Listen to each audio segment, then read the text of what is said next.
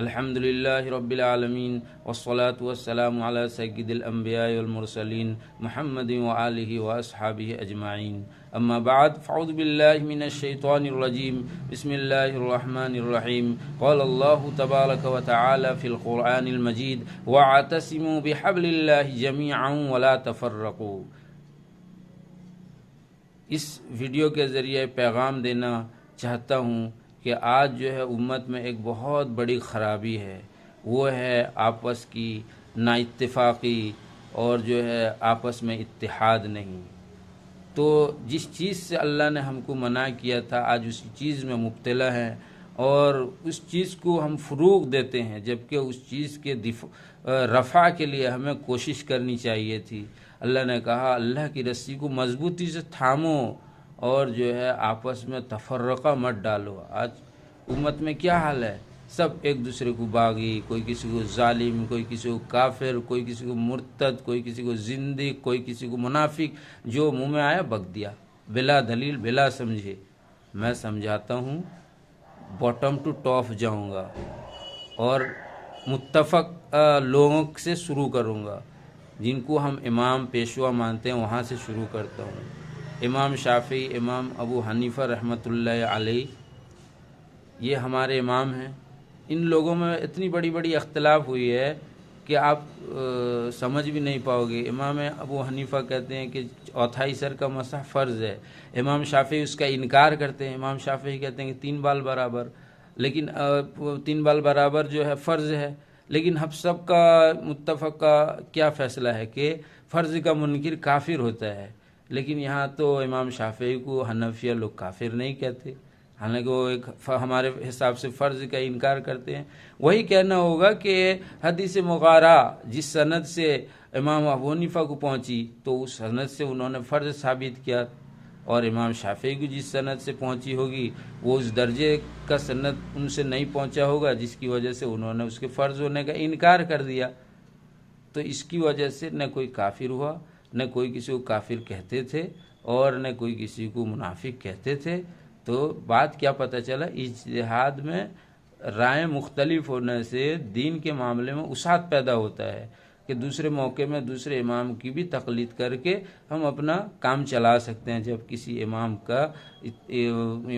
پر چلنا مشکل ہو جائے، دشوار پیدا ہو جائے، تو اس سے بھی اور ایک بھی بات پتہ چلا، ہر دلیل قطعی کا منکر کافر نہیں ہوتا ہے، بلکہ وہ دلیل قطعی جو پورا عام ہو، ہر کوئی کس ناکس اس کو سمجھ سکتا ہو، اس دلیل قطعی کا منکر کافر ہوتا ہے۔ کوئی دلیل خاص ہو تو اس کا کوئی منکر جو ہے کافر نہیں ہوتا۔ اسی طرح حضرت عثمان غنی رضی اللہ تعالیٰ عنہ کے دور خلافت میں ایک عورت کا معاملہ لایا جاتا ہے، پیش کیا جاتا ہے کہ یہ عورت شادی شدہ ہے، 6 مہینے کے بعد اور 9 مہینے سے قبل اس نے حمل وضع کر دی ہے، جن دی ہے۔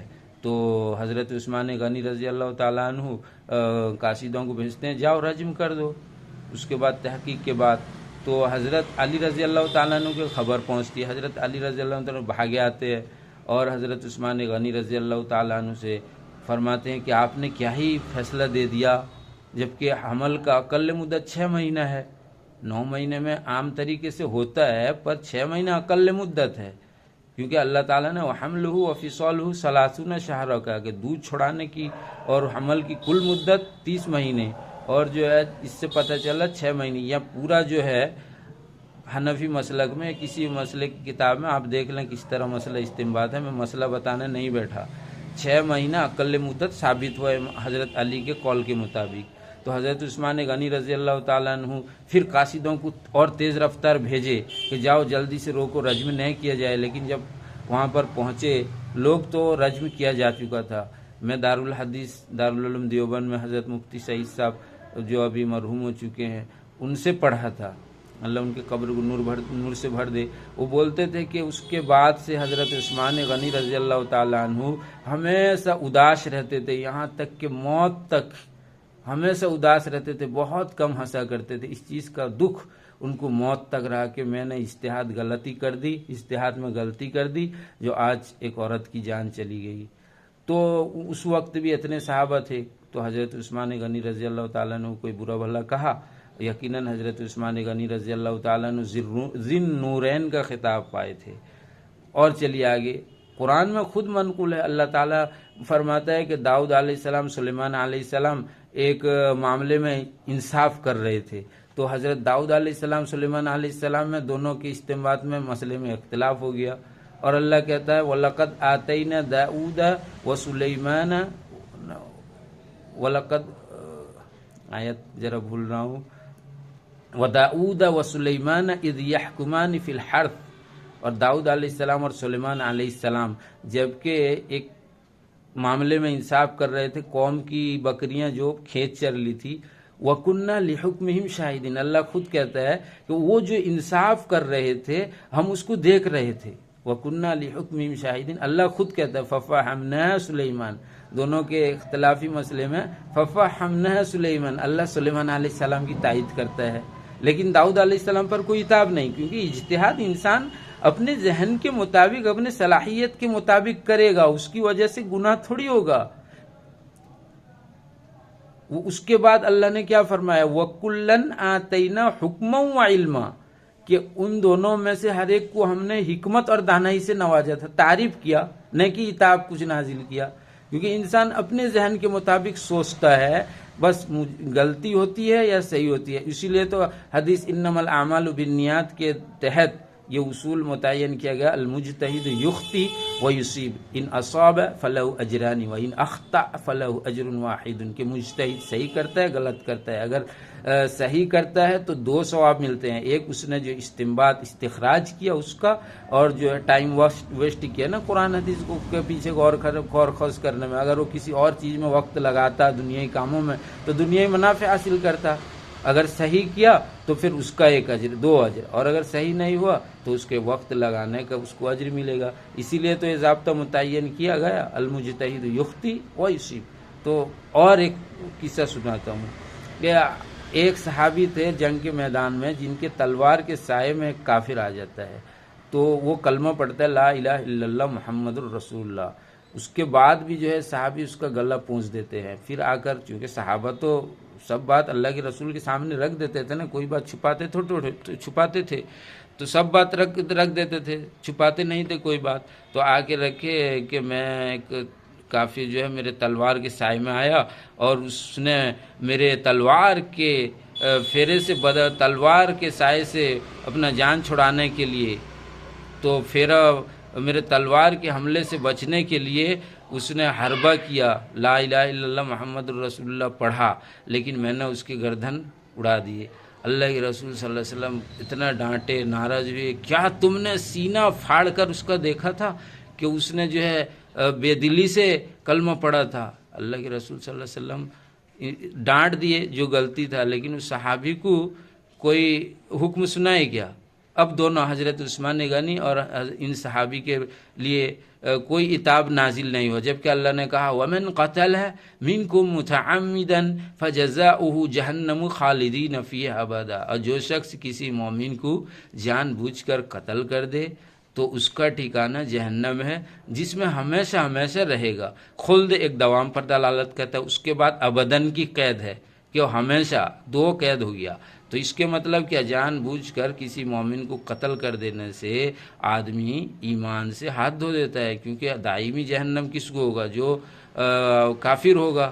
مومن تو اللہ کے نبی کے سفارش سے، آخری نبی محمد صلی اللہ علیہ وسلم کی سفارش سے آخری مومن بھی جنت میں داخل ہو جائے گا، جہنم سے نکال لیا جائے گا، لیکن وہ اللہ نے کہا خالدین فیہا ابدا، لیکن یہاں پر تو کوئی عتاب اللہ کے رسول صلی اللہ علیہ وسلم نے نہیں سنایا، بس ڈانٹے کہ آپ کا یہ عمل اچھا نہیں تھا، آپ سینہ پھاڑ کے دیکھے تو۔ لیکن آج کا حال سنیے، آج کوئی کسی کو جو چاہے منہ میں آیا بک دیا، تو کافر ہے، تو منافق ہے، جبکہ نفاق کا حکم لگانا ہی ہم جیسے آدمیوں کے لیے جائز نہیں، وہ تو اللہ رسول لگائیں گے، جو 7 آدمی کے بارے میں اللہ کے رسول بتائے کہ منافق ہیں، وہ چلے گا، ہم کو کیا پاور ہے کسی کے دل کا کیا ہے وہ فیصلہ کرنے کا؟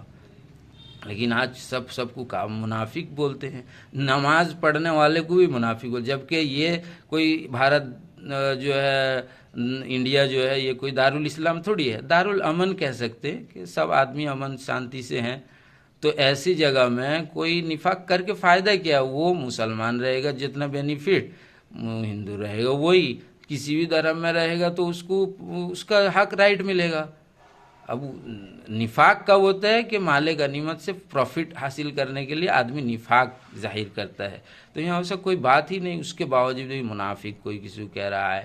اور اجتہاد کی کہیں ذرا سی غلطی ہو گئی ہے، یا ہے کہ لکھنے میں ہی ارر آ گیا ہے، دل میں بھی غلطی کا ارادہ نہیں ہے، اس کا جواب بھی اگر تسلیم کر لیا گیا ہے کہ اپنی کتابوں میں لکھ بھی دے گئے، تو اس کی وجہ سے امت میں تفرقہ ڈالتے ہیں، پتہ نہیں مقصد کیا ہے۔ ایک حدیث وہ میرے ساتھی ہیں وسیم بھائی بار بار بھیجتے ہیں کہ مطلب جو رات کو نماز پڑھتے ہیں، دن کو روزہ رکھتے ہیں اور تسبیحات کرتے ہیں، اور ان کے چہرے میں یہاں پر کالا داغ ہو جاتا ہے، اتنا سجدہ کرتے ہیں، وہ سب جو ہے منافق ہیں۔ ابھی وہ سب منافق تھوڑی ہیں، یہ تو قرآن میں اللہ زیادہ سے زیادہ ذکر و اذکار نیک عمل کرنے کا ہم کو وصیت کیا ہے۔ نیک لوگوں کی صفات بیان کہ الذین یذکرون اللہ قیاما وقعودا علی جنوبہم، کہ سوئے کھڑے بیٹھے سوئے ہر حال میں ہی وہ اللہ کو یاد کرتے ہیں۔ اذکروا اللہ ذکرا کثیرا، اللہ کو خوب یاد کرو۔ فلیضحکوا قلیلا ولیبکوا کثیرا، چاہیے کہ کم ہنسو زیادہ رو۔ تو پورا قرآن اسی سے تعریف سے بھرا ہے۔ دیوبندی تو کچھ بھی نماز نہیں پڑھتے، ہمارا مسجد خالی پڑا رہتا ہے، تہجد کی گھڑی آ کے دیکھ لو کوئی نہیں رہتا ہے، جبکہ اللہ نے صحابہ کی تعریف میں کیا فرماتا تھا؟ تجافی جنوبہم عن المضاجع یدعون ربہم خوفا وطمعا ومما رزقناہم ینفقون۔ وہ ایسے لوگ ہیں ان کے پہلو اپنے خوابگاہوں سے الگ ہو جاتے ہیں، رات میں تہجد کے لیے اٹھ جاتے ہیں، جو بھی نیک ہوں ان کی تعریف میں ہے۔ تو اللہ کو تو زیادہ عبادت مطلوب ہے۔ یہ جو علامت بتانی اتنا بھی مطلب نہیں سمجھ میں آتا ہے، مائکرو فون میں چلا چلا کے تقریر کرتے ہیں، مجھے تو بڑا حیرت ہوتا ہے۔ یہ تو مجھے تو ڈر آتا ہے کہیں اللہ مجھے ایسا نہ بنا۔ اللہ کے رسول خود بتائے کہ میری امت کے ایسے عالم ہوں گے جو دنیا میں زور زور سے تقریر کرتے ہوں گے، اور قیامت کے دن آگ کے کینچی سے ان کا جو ہے زبان کاٹا جائے گا، زبان آگ کی کینچی سے کاٹا جائے۔ کہ اتنا بھی مطلب سمجھ میں نہیں آتا ہے کہ یہ جو صفات بیان کے کسی زمانے میں ہو سکتا ہے اسلامی حکومت آ جائے اور اس طرح کے لوگ بھی ہوں گے جن کے دل میں کچھ ہی ہوگا نہیں، دنیا آخرت کچھ ہی مطلب ہی نہیں ان کو، وہ بھائی پرسنل بینیفٹ جیسے مطلب مال غنیمت سے پروفٹ مل جائے، یہ مل جائے، اس کے لیے وہ بہت عبادت کریں۔ کون جائے کھیتوں میں کھٹنے، بس اسلام کا اظہار کر دو، کچھ مال غنیمت مل جائے، کچھ پروفٹ مل جائے، وہ کبھی ہوگا؟ ابھی تو بالکل تصور ہی نہیں، اور ابھی اس چیز کا حکم لگایا جا رہا ہے بلا دلیل حکم، جبکہ حدیث پاک میں منع ہے کسی کو برا بھلا کہنے سے اس کا وبال خود کی طرف لوٹتا ہے۔ تو ہم جو ہے اس چیز سے پرہیز کریں اور اللہ کی الوہیت میں کسی کو شریک نہ کریں۔ کہ کوئی بھی عالم یہ نہیں کہتا، کوئی بھی عالم چاہے کسی بھی تحریک کا ماننے والا ہو، کبھی بھی یہ عالم نہیں کہہ سکتا کہ اللہ کے علاوہ بھی جاؤ کسی کو سجدہ کرو۔ اللہ کے علاوہ کسی کو سجدہ کرنا یہ جائز نہیں۔ میں ابھی حال میں گیا تھا بنجھر پور اجتماع میں، مولانا انوار الحق صاحب سے بات ہوا، میں بولا کہ لوگ سجدہ کر رہے اللہ کے علاوہ مزاروں پہ، قبرستان پہ، تو آپ لوگ کچھ نہیں بول رہے، اپنا چپ چاپ۔ نے سجدے کی دو قسمیں بتا دی ابھی، سجدہ تعظیمی، سجدہ تعبدی۔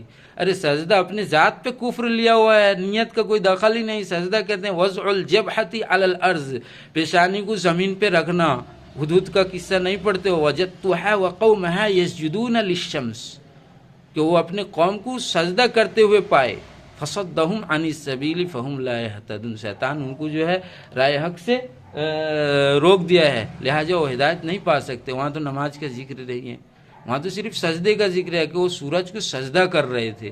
تو سلیمان علیہ السلام بلقیس کو خط لکھے تھے نا، وہ تو پورا پروسیس ہے۔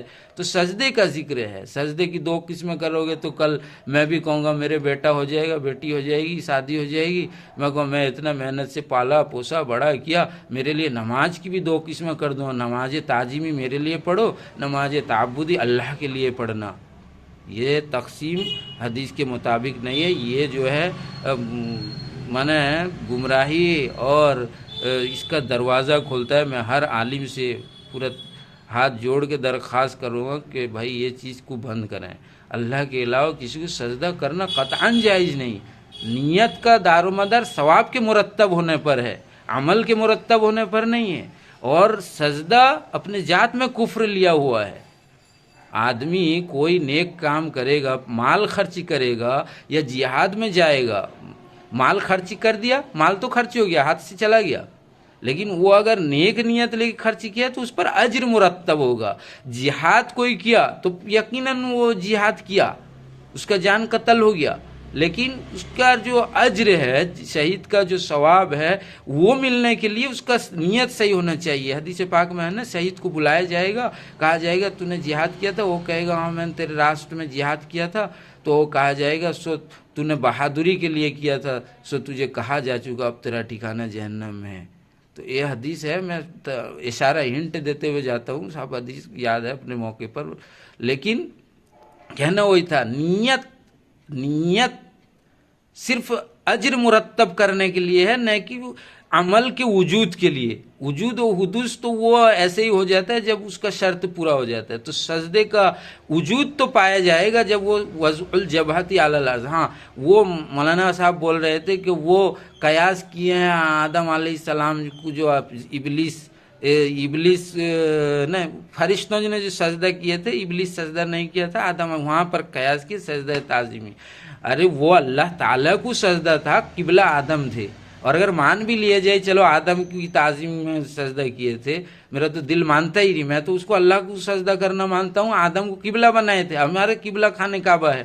اور اگر مان بھی لیا جائے کہ آدم علیہ السلام کو سجدہ کیے تھے تو اللہ کے حکم سے تھا، یہاں اللہ کا حکم ہے مجھے چھوڑ کے جاؤ، اہل قبر کو سجدہ کرو، قبر والوں کو سجدہ کرنا اللہ کا حکم ہے۔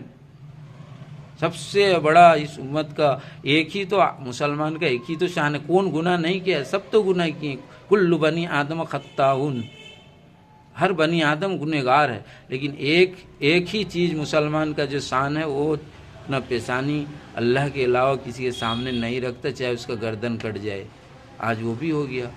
ہاں، کوئی مجبوری میں رکھ دیا تو اللہ خود اجازت دیتا ہے، وہ جو ہے اللہ فرماتا ہے کہ وہ جو ہے کافر نہیں ہوگا، الا من اکرہ وقلبہ مطمئن بالایمان، مگر وہ شخص جس کو کفر پر مجبور کیا گیا ہو مگر اس کا دل ایمان کے ساتھ مطمئن ہو۔ ولیکن من شرح بالکفر صدرا، لیکن جس شخص کا دل کفر کے ساتھ سر صدر ہو گیا، یعنی اس کا دل میں بھی کفر قبول کر لیا ہو، فعلیہم غضب من اللہ، تو ان پر جو ہے اللہ کا غیظ و غضب ہے، غضب من اللہ، اللہ کی جانب سے غصہ ہے، پھٹکار ہے، اللہ معاف نہیں کریں گے۔ ان اللہ لا یغفر ان یشرک بہ ویغفر ما دون ذلک لمن یشاء، کہ بے شک اللہ کفر و شرک کو معاف نہیں کریں گے اور باقی سب چیز کو جو بھی چاہیں گے معاف کر دیں گے۔ تو اللہ تعالیٰ کے ساتھ اللہ کی وحدانیت میں داغ دھبا نہ پیدا کریں، اللہ کو اپنا کارساز سوچیں، اللہ کے علاوہ کچھ نہیں ہوتا، ہر چیز کا جواب ہے، ہر چیز کا غلط تشریح کیا جاتا ہے۔ آپ لاؤ حدیث پڑھو، میں مطلب بیان کرتا ہوں، پھر آپ کے سارے اشکالات دور ہو جائیں گے، پھر امت ایک ہو جائے گی۔ امت میں تفرقہ ڈالنا یہ خود اتنا بڑا گناہ ہے، مگر اس کو فروغ دیا جاتا ہے۔ مجھے بھی لوگ کافر کہتے ہیں، میں کبھی سوچا تھا نہیں کہ میں دنیا ترک کیا، مدرسہ پڑھا، کتنا تکلیف سے پڑھا، دال بھات کھا کے، اور یہ جو کچھ جانتے نہیں، سورہ علم نشرہ بھی صحیح تلفظ سے نہیں پڑھ سکتے، وہ ہم کو فتویٰ دیتے ہیں تم مسلمان ہی نہیں ہو۔ یار عجیب بات ہے۔ میرا مدرسہ پڑھنے کا وجہ ہی یہی تھا، جب شک پیدا ہوا کہ اللہ کون کیا ہے کون ہے، میں ویڈیو میں سارا تفصیل تو کہہ نہیں پا رہا ہوں، بہرحال اللہ کو ہی جاننے کے لیے میں نے مدرسے میں پڑھا، ورنہ میں میرے بھائی کے طریقے آدمی کو ایک جھٹکے میں اڑا دیتا، چھوٹے پن سے بھی، کیونکہ میں ہر گھڑی غصے میں رہتا تھا۔ میرا بھائی تو ایسی بھی فورس کرے گا نہیں نہ پڑھنے کے لیے، کوئی مجھے زور زبردستی کر سکی ہے نہیں، پر میں پڑھا، اس لیے پڑھا کہ اللہ کو جانوں اور اللہ کی وحدانیت کو تم کوئی بھی داغ دھبا کرتا ہے، مجھے تو بھائی بہت تکلیف ہوتا ہے، اسی کے لیے میں یہ ویڈیو بنایا۔ اور بہت ساری باتیں ہیں، اور یہ جو بتاتے ہیں کہ اللہ کے علاوہ وسیلہ مانگنا یہ کرا دو وہ کرا دو، یہ وسیلہ ٹسیلہ کچھ جائز نہیں، غلط تشریح کر رہے۔ وہ ابھی کوئی بھیجا تھا، کوئی ٹائی لگا کے اور تشریح کر رہے، ان کو مان رہے، اور ہم جو ہیں اللہ کے لیے جگہ باڑی مانے گھر نوکری جب چھوڑ دیے، جا کے پڑھنے لگ گئے، ہم کو نہیں پوچھتے ہیں۔ وہ یا ایھا الذین آمنوا اتقوا اللہ وابتغوا الیہ الوسیلۃ وجاہدوا فی سبیل اللہ۔ ارے وابتغوا الیہ الوسیلۃ کیا؟ نماز روزہ کا اللہ کا فرمان پورا کیجئے، اس کو وسیلہ بنائیے، جا کے تب اللہ کا مقام جو ہے اللہ جنت طے کیے وہ دیں گے۔ آپ کیا کیا نہیں، یہ وسیلے کا مطلب تھوڑی اللہ کے ساتھ شرک کرو، یہ سب شرک ہے اللہ کے علاوہ۔ ہاں ظاہر سبب کی طرف نسبت کرتے ہو، کوئی کسی سے مانگتا ہے وہ الگ ہے، وہ ظاہر کی طرف، کیونکہ اللہ دار الاسباب بنا ہے اس کو، اور ظاہر کا وجود نہیں ہے، پتہ نہیں کیا کیا، کوئی نہیں کچھ سنتا ہے۔ انک لا تسمع الموتى ولا تسمع الصم الدعاء اذا وليتم مدبرین، آپ نے مردے کو سنا سکتے ہو، اور اسی طرح سب کوئی کسی کو نہیں سنا سکتا۔ ہاں وہ بھی بات ہے، اس کو لے کے جھگڑا ہوتا ہے۔ بھائی بہت سارا چیز قرآن میں ایسا ہے، حدیث میں ایسا ہے، اللہ رسول کی بات بہت اونچی ہے، ہم سمجھ نہیں پائیں گے۔ جیسے میں وہ وہاں تقریر ہوا تھا، بتایا تھا الف لام میم حامیم عین سین قاف، الف لام را، ان سب کے معنی پورا علماء سب کے اتفاق ہیں کہ اس کے معنی صرف اللہ رسول جانتے ہیں۔ اسی طرح اللہ نے خود فرمایا والراسخون فی العلم یقولون آمنا بہ کل من عند ربنا وما یذکر الا اولو الالباب۔ راسخین فی العلم جو ہوتے ہیں وہ بھی کہتے ہیں کہ ہم اس کا مطلب نہیں سمجھ پائیں گے، یہ تو ہمارے رب کی جانب سے بس ہم اتنی جانتے ہیں۔ تو کیا ہے نا، وما یذکر الا اولو الالباب، اس بات کو عقل مند جو ہے سمجھتے ہیں کہ اللہ کا کلام بہت اونچا ہے، ہمارے سمجھ میں جتنا آنا ہے اتنی، جتنا نہیں آ رہا ہے چھوڑ دو اللہ کے حال پر۔ وہ بول رہے ہیں مطلب ولا تقولوا لمن يقتل في سبيل الله اموات بل احیاء ولکن لا تشعرون۔ اب ہمارا بھی بھائی اس آیت پر ایمان ہے، ہم زیادہ ڈسکس کرتے نہیں، اس لیے کہ ظاہر سی بات ہے اس کیفیت کا یہاں فرق ہو سکتا ہے کہ کوئی جتنے بھی جنگ میں عرب میں شہید ہوتے تھے، ظاہر سی بات ہے کوئی قبر چھوٹا سا ہوگا وہیں دفن ہوتے تھے، پھر وہ کچھ دن کے بعد وہ قبر مل جاتا ہوگا، پھر وہیں کوئی دفن ہوتا، اگر سب کا لاش اسی دھرے کا دھرا رہتا تو بہت زیادہ ہو جاتا، وہاں جگہ نہیں ملتا۔ ظاہر سی بات ہے ہمارا اس آیت میں ایمان ہے۔ ہاں میرا موقف یہ ہے، میں اللہ پر چھوڑ دیتا ہوں کہ وہ جو شہید ہو گئے ان کو ہم مردہ نہیں کہتے، بس بات ختم۔ اب زندے کی کیفیت کیا ہوگی، اللہ فرمایا بل احیاء ولکن لا تشعرون، وہ زندہ ہیں لیکن تم سمجھتے نہیں۔ بس ہم بھی وہی کہتے ہیں، وہ زندہ ہیں، اس کی کیفیت کیا ہے ہم جانتے نہیں، وہ اللہ کے علم ہے۔ اس کے لیے جھگڑا مار پیٹ میں کس کس کو جا کے سمجھاؤں؟ کون ہے یہ سب لوگوں کو بے دینی جہالت سکھاتا ہے؟ عالم علماء کو پبلک مارنے کو اڑاتے ہیں۔ خود اللہ کہہ رہا ہے بل احیاء ولکن لا تشعرون، وہ زندہ ہے تم سمجھ سکو گے نہیں۔ تو اس کا کیا مطلب ہے؟ ہم کو اس آیت پر ایمان لا کے چھوڑ دینا ہے۔ اور ہر آج کوئی جو ہے مفتی بنا بیٹھا ہے، جو من آیا فتویٰ دے، کچھ پتہ نہیں۔ وہ تراویح ابھی آنے والا ہے، تراویح کو لے کے بھائی حافظ قرآن کو ولا تشتروا بآیاتی ثمنا قلیلا میں فٹ کر دیتے ہیں۔ جب اس چیز کو بیپار سے روکنا ہے تو حضرت شیخ نے فضائل اعمال میں جو جملہ لکھا اسی کو بولیے، اس سے زیادہ مت بولیے، آپ کو علم نہیں ہے۔ میں ابھی آگے کا آیت پڑھتا ہوں، آپ سمجھ جائیں گے۔ حضرت شیخ نے لکھا جو شخص خالص، جو حافظ خالص پیسہ کمانے کی نیت سے تراویح پڑھائے گا وہ بھی اس آیت میں داخل ہو سکتا ہے۔ یہ آیت تو ٹوٹلی یہودی کے بارے میں ہے، تم اس کو حافظ قرآن جو بیچارہ نیک بیچارہ زندگی قربان کر دیا اللہ کے لیے، آپ اس کو فٹ کر دے رہے ہو۔ قرآن کا من گھڑت تشریح قطعاً جائز نہیں۔ ولا تشتروا بآیاتی ثمنا قلیلا وایایا فاتقون، آگے اللہ نے فرمایا ولا تلبسوا الحق بالباطل، واو اس مضمون کلام میں ہے، اسی پر متفرع ہوگا، حق کو باطل کے ساتھ مت ملا، ولا تلبسوا الحق بالباطل وتکتمون الحق، اور حق کو چھپاؤ بھی مت. وانتم تعلمون، اور تم جانتے ہو حق کیا ہے باطل کیا ہے، حق کو باطل سے مت ملاؤ اور اس کو چھپاؤ بھی مت. یہ منع کیا ہے. یہ علماء یہود کرتے تھے. آپ صلی اللہ علیہ وسلم کی جو ہے صفات جو تورات میں بیان کی گئی تھی وہ پیسے کے بدلے وہ سب چھپا دیتے تھے، غلط ملت کرتے تھے. ان کے بارے میں تم حافظ قرآن جہاں جس کو لائے فٹ کر دیے. ابھی تبلیغ جماعت 2 جماعت میں بٹ گیا ہے، جو جیسا جس کو چاہتا ہے بولتا ہے، جو جس کو چاہتا ہے فتویٰ دیتا ہے، جبکہ علم بھی نہیں. اللہ تعالیٰ وہ میں سن رہا تھا ایک جگہ تقریر کر رہے تھے جماعت کے ساتھ ہی، مجھے بہت اچھا لگا. میں ذکر کر رہا تھا، میں ذکر چھوڑ کے آگے وہیں بیٹھ گیا کٹک اڑیے بازار میں کہ سنتا ہوں، بڑا اچھا بات کرتے. تو سننے بیٹھا تو بات تو بہت اچھا واقعہ بول رہے تھے. میں بھی جانتا تھا نہیں، حدیث کا واقعہ تھا. وہ پڑھتے ہیں نا حیات صاحب، وہاں کا واقعہ بولتے تھے. اس کے بعد جو ہے وہ ایک جو شورا جو جماعت ہے اس کے مارنے کے لیے اس کو مارو پیٹو، ان کو کھانا نہیں دیا جائے گا، ان کو مسجد سے نکالا جائے گا، کیونکہ والفتنہ تو اکبر من القتل آیا ہے. جب کو عالم بھی نہیں، وہ کہہ رہے فتنہ جو ہے قتل و غارات سے بڑھ کر ہے. ان کو یہی پتہ نہیں کہ آگے جملے میں بھی اللہ نے کیا وَلَا يَزَالُونَ يُقَاتِلُونَكُمْ حَتَّى يَرُدُّوكُمْ عَنْ دِينِكُمْ إِنِ اسْتَطَاعُوا. یہ لوگ آپ سے ہمیشہ جھگڑا کرتے رہیں گے یہاں تک کہ آپ کو اپنے دین سے پھر دیں. اگر تم دین سے چلو مراد لے لو کہ یہ ہمارے تحریک سے پھرا کے اپنے تحریک میں لے جائیں گے. آگے پڑھیے، اس سے بھی پتہ چل جائے کوئی تحریک مراد نہیں ہے. وَمَنْ يَرْتَدِدْ مِنْكُمْ عَنْ دِينِهِ وَمَنْ يَرْتَدِدْ مِنْكُمْ عَنْ دِينِهِ، جو شخص اپنے دین سے گمراہ ہو گیا، فَيَمُتْ وَهُوَ كَافِرٌ، پھر وہ مرا اس حال میں کہ وہ کافر تھا. تو اس پر تو کوئی بھی امت کا ایک فرد بھی کہتا نہیں کہ شورا والے کافر ہیں، کہ عمارت والے کوئی کافر نہیں ہے. بس کہا جاتا ہے کچھ کام چھوڑ دو، عالم علماء کو مارا پیٹا چھوڑ دو، عالم علماء کو تمہارے جماعت والے کیوں مارتے ہو، یہی سب تو کہا جاتا ہے، روکے جاتا ہے. تم عالم علماء بس جو تمہارے کام میں لگ گیا اسی کو چائے پلا دیتے ہو، اور میں لگتا نہیں کہ مجھے کوئی چائے پلاتا نہیں، مجھے کوئی گاڑی میں بھی لے کے جاتے نہیں. جب میں جماعت میں جاتا تھا تب مجھے چائے پلاتا تھا. یہ کیا ہے؟ میرا الگ کام ہے، میں تائید تو کرتا ہوں نا، چائے تو پلاؤ. مارتے ہیں پیٹتے ہیں گھوڑا کے، اس کے لیے وہ مخالفت کرے جاتے ہیں. مگر کافر تو کوئی نہیں کہتا ہے نا، چاہے شورا ہو عمارت ہو، کسی کو تو کوئی بھی عالم اہل علم تو کافر کا فتویٰ نہیں دیا ہے نا. تو آپ والفتنہ تو اکبر کو یہاں تشریح میں کیوں لائے؟ اگر کہہ بھی دیے تو آیت نہیں پیش کرنا چاہیے. آپ نے آیت کیوں پیش کیا؟ سب مفسر بن جائیں گے، سب تفسیر کر دیں گے. تفسیر پڑھیے مگر تفسیر خود مت کریے، تفسیر پڑھیے.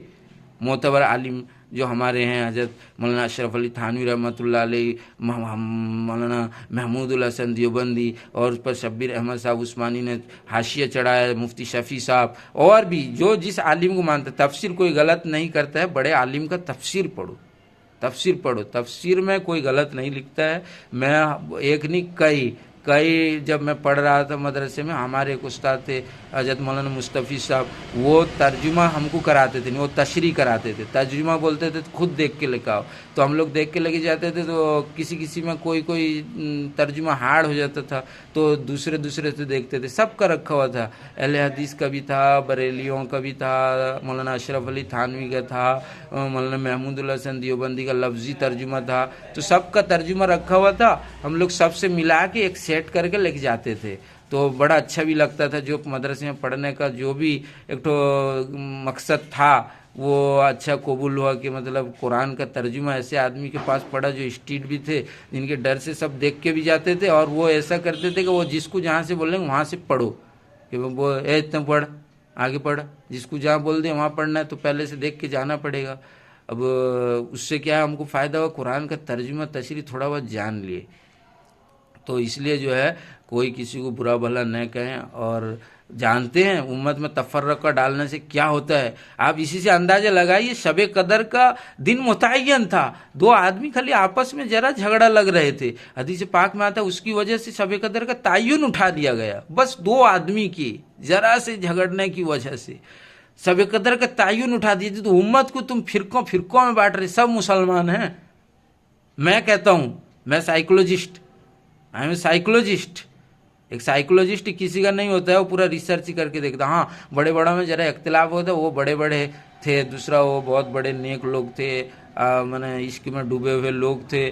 تو ذرے ذرے سے بات میں ان کا جذبات ان کی عقل پر غالب آ جاتا تھا، لیکن بعد والے عالم کو تو سوچ سمجھ کے کام لینا چاہیے۔ میرے عقیدے کے بارے میں جانتے بھی نہیں، میں تو ٹوٹلی جانتا بھی نہیں تھا کیا اوپر وہ کون کتاب میں کیا لکھا ہے، وہ کتاب پڑھا بھی نہیں جاتا، وہ کتاب کا بعد بار بار اس کو اچھالا جاتا ہے، وہ کتاب کا بعد وہ سب کتاب یہاں کوئی پڑھتا نہیں ہے، بس اس کو اچھالتے ہیں۔ میں جب پڑھ کے دیکھا اس میں سب رجوع لکھا ہوا ہے کہ جو ہے یہاں مراد یہ نہیں ہے، مراد یہ ہے، وہ تو کلیریفائی 50-60 سال سے لکھا ہوا ہے، بس سمجھے نہیں، بس میرے سے بھی وہ بات کرتے میں نے صحیح سے بات کرتے نہیں، یہ سب غلط بات ہے۔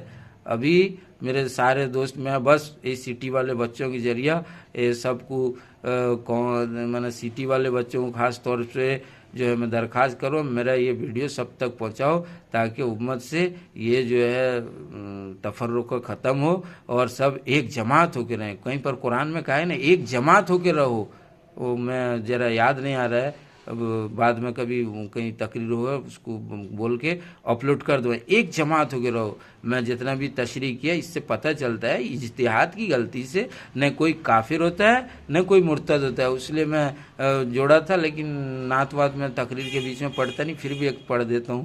نفرتوں کو مٹاتے رہو، الفتوں کو بڑھاتے رہو، اجتہادی کی غلطی سے سچ میں کوئی کافر نہیں ہوتا۔ وہ ٹون سے ہے، کبھی جلسے جلوس میں پڑھ دیں گے تو میں پڑھ دوں بات میں، تو یہ سب ختم کریں۔ اللہ تعالیٰ مجھے اور آپ سب کو بھی عمل کرنے کی توفیق عطا فرمائے، آمین ثم آمین۔